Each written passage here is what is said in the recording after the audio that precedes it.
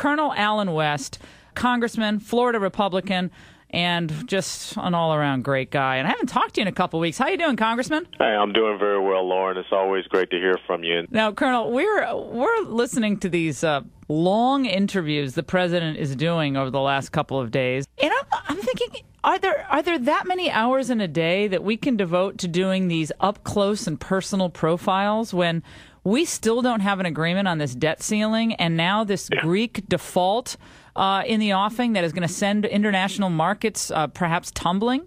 Yeah, I think that what you're seeing is the attempt of the media to try to make the president once again appealing from a personal standpoint. That charisma, that getting to know the guy instead of finding his policies absolutely reprehensible. If only he spent as much time behind closed doors with his economic team and the Republicans hammering out this deal, we probably wouldn't be thinking, okay, August 2nd is coming, but we don't have any progress. Yeah, you're absolutely right. And I think, a couple of weeks ago when the House GOP conference went over to the White House, and we sat there, and I can tell you that we have a president that has no clue. He has no plan. So what is the diversionary tactic is to get him out there and to talk about, I guess his feelings and, his family and things of that nature. But the bottom line is this: the American families are suffering between high gas prices, high food prices.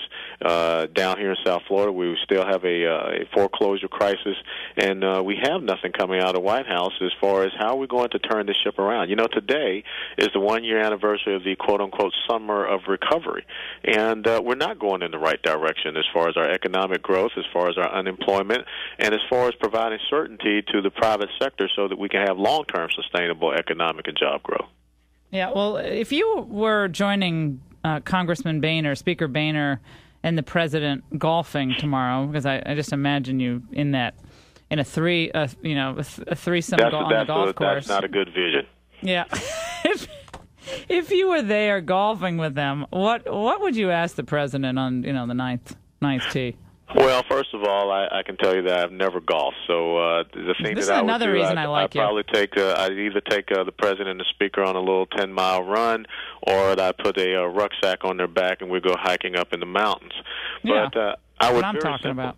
Yeah, I would very simply ask him, what is your vision for the United States of America? Because I think that is, in essence, what we need to get to. Everything else is just a symptom of this greater problem, which is his vision for America. And I think his vision for America, where he seeks to nationalize production, where he seeks to create and expand a welfare state, where he seeks to have the growth of a bureaucratic nanny state, that is what has led us to this point. He took, what we can say is a bad situation, but from the fiscal aspect, but he has exacerbated with these incredible debt and deficits that he's run up over these past 3 years.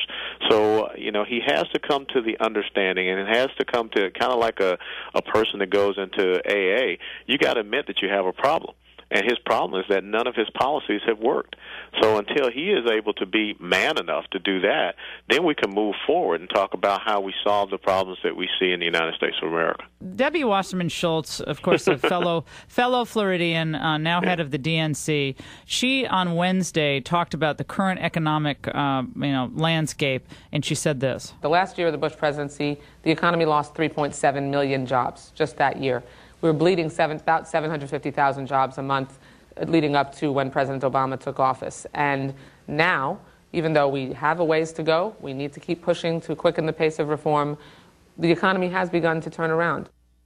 Have you stepped out of Alice's Wonderland?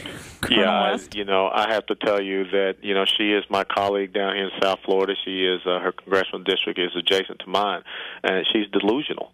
And I think that when you look at 1.8% growth of our economy, that's anemic.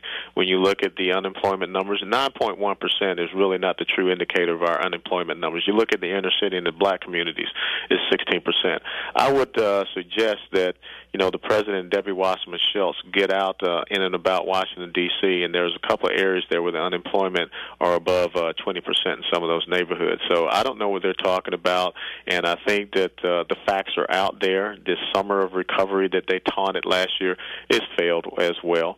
$1.42 trillion, $1.29 trillion, $1.65 trillion, 3 years of record trillion plus deficits, $4 to $5 trillion of new debt that they've added, of which China owns 30% of our debt. So that's a big concern. That's all right. Biden's on it, though. I mean, Biden has gotten you all together in a room, I understand, and you're all working it out, and you're all gonna figure it out for us. I mean, but Debbie Wasserman Schultz just needs to, I think, go and look at some of those neighborhoods that were constructed over the past 10 years, and outside of Boca Raton and all those areas up in near Fort Myers, they lost huge value. Yeah, the home absolutely. values in Florida have plummeted. It looks like they're not coming back anytime soon. So no, it's not coming back unless we turn this fiscal ship to state around and we provide some certainty and access to capital to small businesses so that they can grow. Yeah. These are real simple solutions. Colonel Alan West, great to have you on. I'll do PT with you anytime. You need a real running workout partner. I'm there.